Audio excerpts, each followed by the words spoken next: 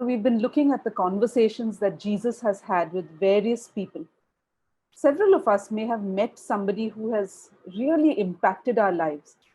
It may be a celebrity or someone that you really respect and has impacted you. It may be someone you met and something they said just changed everything for you. A meeting like that where it seems like time has stopped, the world has become silent, and you just know that you are in this special moment. And in a moment it's all finished and you're back to your normal reality. Kevin says that he can never forget the meeting that he had with Mother Teresa. It was just a few moments.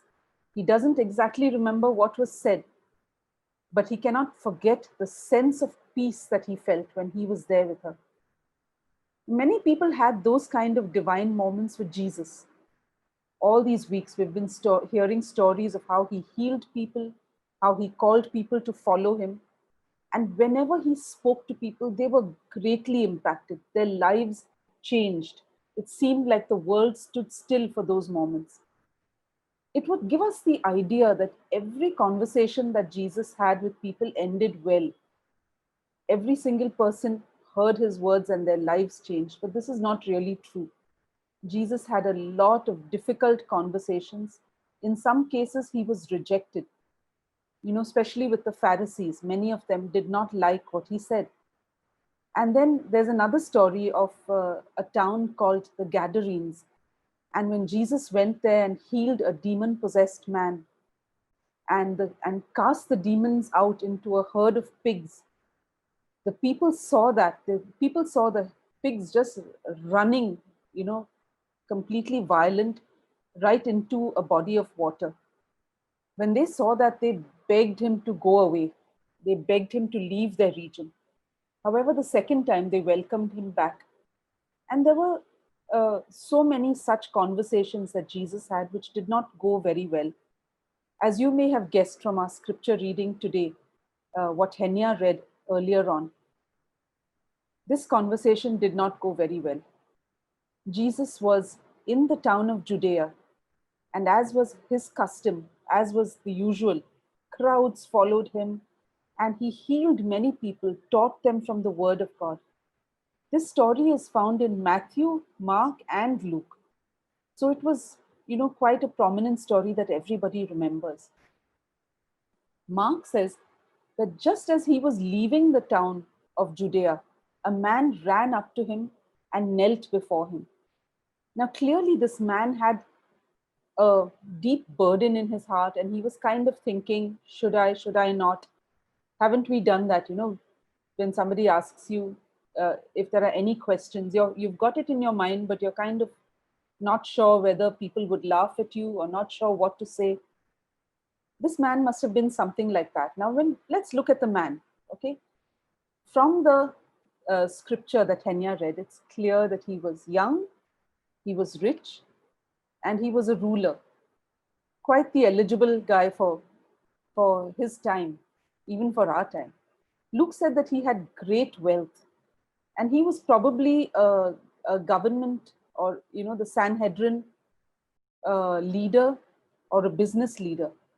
He had all the elements in life to succeed.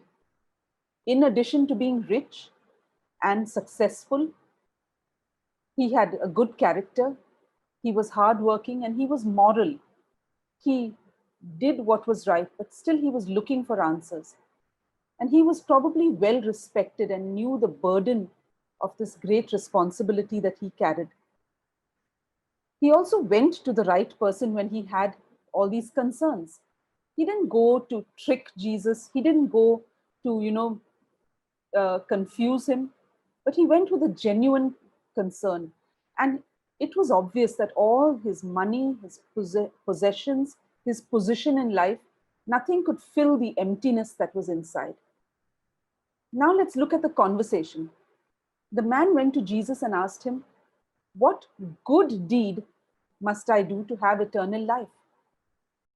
This man was looking for good deeds in order to find his salvation. He asked, "What good deed must I do?" And Jesus directed him to the commandments. Notice Jesus did not mention all the commandments, and we'll come back to that at the end of my message. He only mentioned the ones that could be referred to as good deeds, because the man said, "What good deeds must I do?" Jesus said, "Okay, follow the commandments. Don't murder, don't commit adultery, don't steal, don't bear false witness, honor your parents, love your neighbor." And these are all the good things that this man did. The man said he had followed all of these, but he knew he was still empty. And so he said, I've been doing all this stuff. I've been doing it since I was young. What do I still lack? He knew he lacked something. Mark says Jesus felt great love for him. He saw his sincerity. And the Bible doesn't often say that Jesus loved somebody. Of course, I believe he did love somebody, but when the Bible mentions it, it means that it is really something important. So the only other case where the Bible mentions that Jesus loved somebody was for Lazarus, Mary and Martha. They were his very good friends. Of course, John, when he wrote the gospel, he referred to himself as the one that Jesus loved. He was a bit of a needy guy. He always had to be, with his head on Jesus's shoulder and, making it quite clear to the whole world that he was the man that Jesus loved. But Jesus saw something in this rich young ruler. He saw a deep desire to please God, a genuine zeal and a hunger. And he was a good person. But sadly, good is not good enough. Our good deeds are not going to get us far. And so Jesus made this radical request of him. He said, if you want to be perfect, then sell all your possessions, give them to the poor, and follow me. That was a really difficult demand. There's a similar story in the Bible in John chapter 6, where Jesus had fed 5,000 people with 5 loaves and 2 fish. And the next morning, people came looking for him. Who doesn't want a free meal? When they found him, they asked him, "What should we do if we want to do God's work?" And Jesus answered, "The work you can do for God starts with believing in the one he has sent." Pretty easy. So he said, "Believe me and you will be doing the works of God." Now, why did Jesus ask someone to just believe him, but he asked this man to sell everything he had and give up everything? Even the man became sad and went away. Now, despite the way it sounds like Jesus was really hard on him. But Jesus did love him. He loved him enough to tell him the truth. What is the truth? The truth is that whatever we hold very close to ourselves is what we love. It's the stuff that, even though it's not doing you any good, it's hard to put away.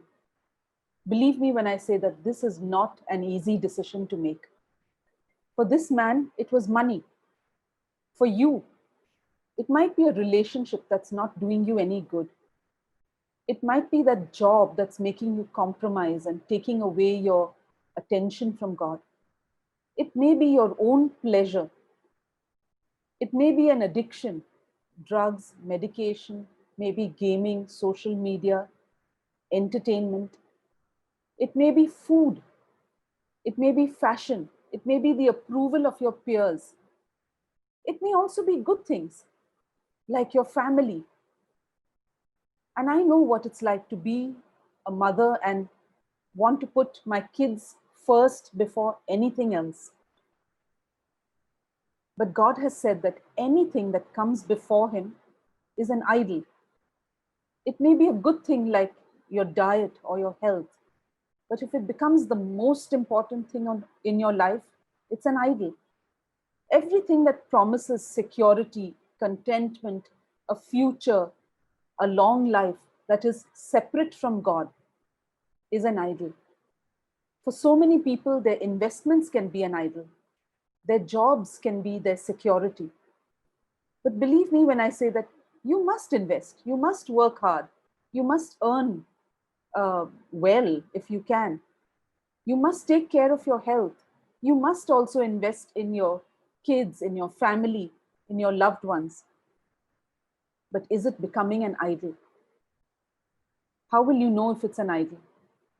What's going to happen to you if you lose that job or that relationship? What's going to happen to you if you start facing poor health? Will you still have your joy? Will your world crumble if somebody close to you passes away? Is your faith only made up of good deeds? And are you sure that those good deeds can promise you eternal life?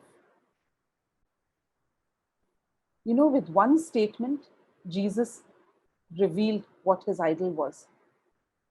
It was that he was too attached to his wealth. There's another commandment that says, "You shall not covet." And that's the one that he was holding on to.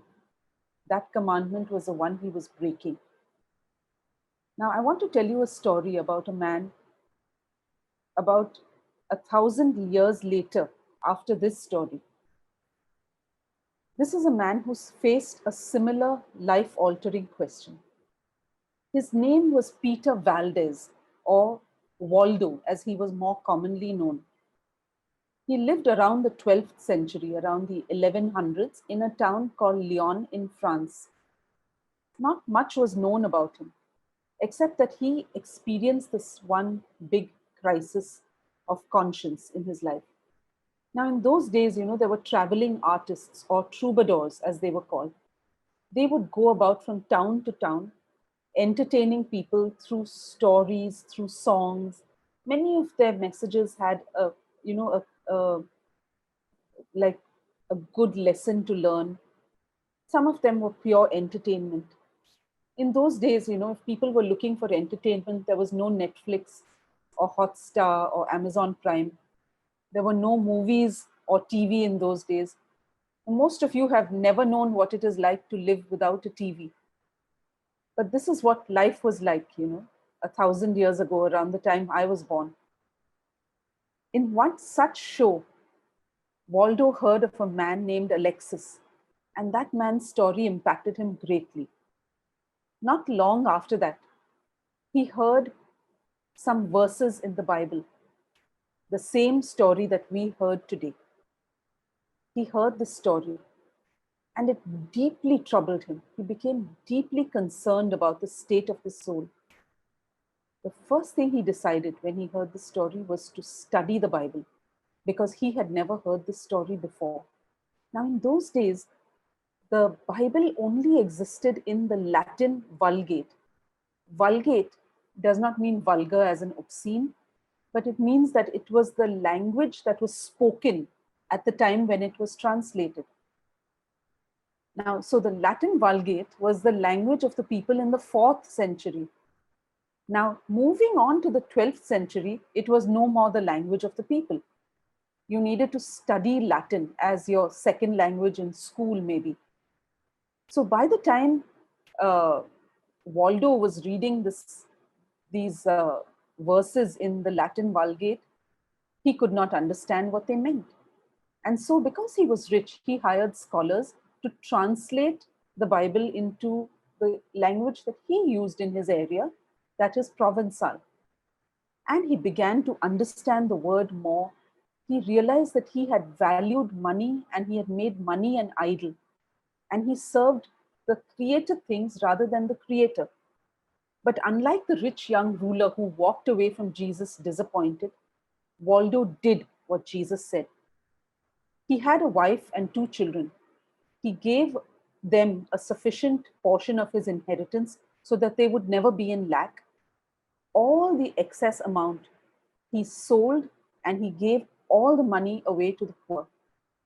From that point on, he lived in complete dependence on God for his provision. Now, Waldo began to take Bible studies in the local language, in the streets. Just like the troubadours, he would go from place to place, preaching the gospel, telling people stories from the Old Testament. And people gathered around him, fascinated. You know, most of them had never read the Word of God. Their services were all in Latin and they did not understand what was going on. And many young men and women Even women left all their possessions, they gave them away and followed him. Many of them followed him because they believed what he said. These people came to be known as the poor of Lyons or the Waldensians. Now, this upset a lot of the leaders, government, as well as church, because this man had no seminary degree and no religious position. Although his Bible reading was popular, he and his followers were labeled as heretics. But this did not deter this group. Waldo, as well as his followers, in fact, they branched out and preached the word everywhere they went, showing the people who Jesus was and drawing them into a relationship with him.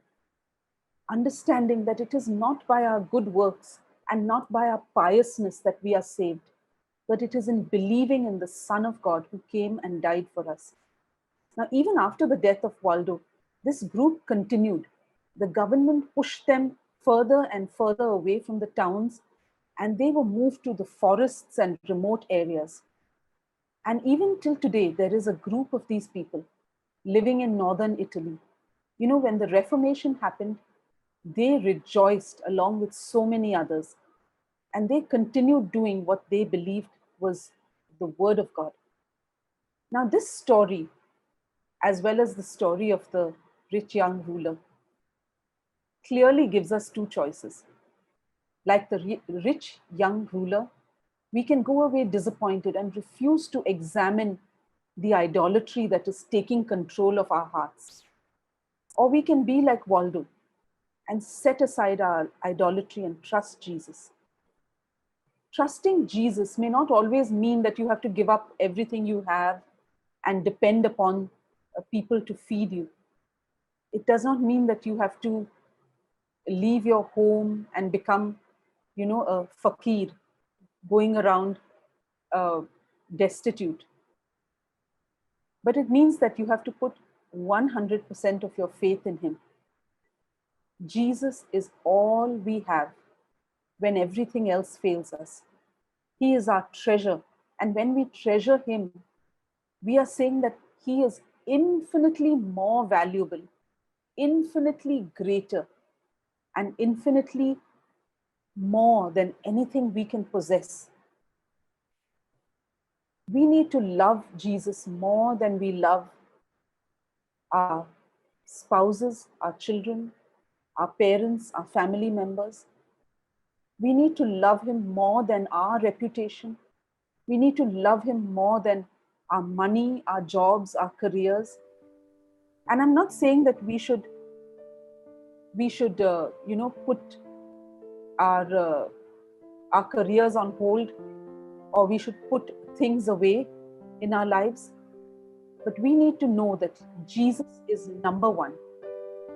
It means that when we get a chance to choose, or when we are forced to make a choice, Jesus is going to be our first choice. He's going to be above anything that this world offers us. I've come to realize that that is the only way to live. Truly is the only way to live. Is it easy? No. Even Jesus said how hard it is for a rich man to enter the kingdom of heaven. He didn't mean that the rich cannot enter the kingdom of heaven. What he said was how hard it is for those who trust in riches to enter the kingdom of God. You see, because being rich is not the problem. Loving your wealth is. I know what it means to make this decision. Several years ago, we felt God direct us to leave our jobs in Dubai. We were doing well, we were happy, we had a great church, and we were serving God. But He directed us to leave our jobs and return to India and reach people, young people specifically, with the gospel. It was the most difficult decision we had ever made. We had to move our children out of their school, which was a great school. We had to leave our jobs. I loved my job. And we had to be what many people would call not sensible at all. It was scary because, like Waldo, in a small way, we had to now depend on other people to provide financial support to us. People who believed in what we were doing. Many times we were tempted to scrap our plans and stay on in our jobs. We were serving God where we were anyway. To say no to God's prompting. But let me tell you, the yes to obey God burned so brightly in our hearts that it simply would not go away. You know, there were times when I was praying and God would speak to me about returning to India, and I would open my eyes and, pretend like I had never heard any of it. It was so difficult. But when I look back on what I thought was a happy and comfortable life, I realized that it was also so insignificant. I made a difference in very few people's lives. And while what I was doing was good, it simply was not good enough. I absolutely love the fact that I have known most of you here. I would never have met you if I was still living in Dubai. That I've had the privilege to talk to some of you about the difference that Jesus can make in your life. I have seen so many of you receive Jesus as your Lord and Savior and walk with Him for so many years. I've seen salvations, I've seen restoration of relationships and lives. I've seen God miraculously heal so many people. Would I exchange it for what I had? Never. You know, the Apostle Paul had the same sentiments as me, but he writes them much better. He was from a prominent family, highly educated, highly respected, and powerful. When he asked for letters from the government to persecute all the Jesus followers, he got them readily. That was the influence he had. But when he believed and he put his faith in Christ, after that road to Damascus experience, this is what he said: whatever gain I had, I counted as loss for the sake of Christ. Indeed, I count everything as loss because of the surpassing worth of knowing Christ Jesus, my Lord. And for His sake, I have suffered the loss of all things, but I count them as rubbish in order that I might gain Christ. You can look up what he said in Philippians chapter 3. And when Jesus told this young man to forsake all his possessions, he was not telling him something that was unusual.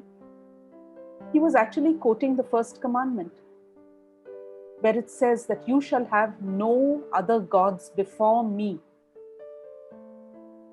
You see, Jesus had only quoted the good deed commandments up till that point. And when he told him to leave everything else and follow Jesus, he was just talking about the first commandment. There's another scripture in Deuteronomy chapter 6, verses 4 and 5. This scripture is also popularly known among the Jews as the Shema. The Jews recite it in their morning and evening prayers every day. And this is how it goes. Hear, O Israel, the Lord our God, the Lord is one, and you shall love the Lord your God with all your heart, with all your soul, and with all your might. Several centuries after this commandment was given, a lawyer asked Jesus, "Teacher, which is the great commandment in the law?" And Jesus said to him, the same Hebrew Shema, you shall love the Lord your God with all your heart, with all your soul, and with all your mind. This is the first and greatest commandment. Some of you may not have realized this, but Jesus did not ask this rich young ruler to do what he himself had not done. Jesus left everything that he had to obey the Father. He had no other before the command of the Father. He left the security of his Father's home, the wealth of heaven, the relationships that he had in heaven. and came down to earth, vulnerable, weak, and in the flesh. But he did it in obedience to his Father and because he loved you and me. Today, I believe that many here, maybe several of us, we hear this and we say, I don't know if I've trusted this Jesus at all. I've tried to be religious. I'm called a Christian, or I may not even be religious. I may be of another religion or anything else. But I have never really believed him in my heart. The Bible tells us that if we confess with our mouths that Jesus is Lord and believe in our hearts that God raised him from the dead, we will be saved. You know, when we believe in our hearts and we confess with our mouths that Jesus is Lord, the Bible says we will be saved. Not maybe, but will be. We will be saved from doubt about our eternal position. We will know for sure that we are going to be with him. And we will be saved from the cycle of sin and from the control of the devil. There are many of us here who truly want to have this faith. And if that is you, I would like you to please raise your hand and hold it up for a few minutes. If your video is off, go to the reactions and show me a thumbs up. Now, this is not to make it weird for you. I'm not going to ask you to confess your sins to me, but we would like to pray for you. As the service is ending, don't go away. Helga is going to send you an invitation to join the prayer room, and someone is going to be there to pray for you. Don't let this moment pass. I know that several of us are just being pulled in our hearts. So accept this invitation and allow someone to explain this great story of salvation and pray for you today. Now, for all of us, every one of us, I know that we fall back into idolatry,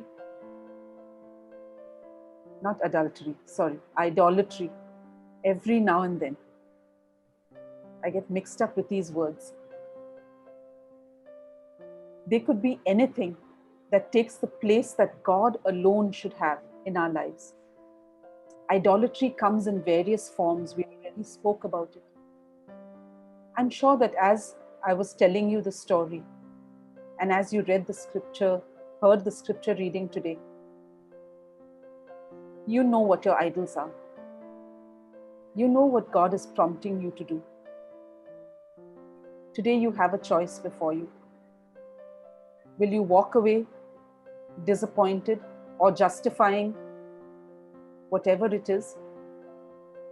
Or will you lay it down before God because you want to say, God, I value you above this thing.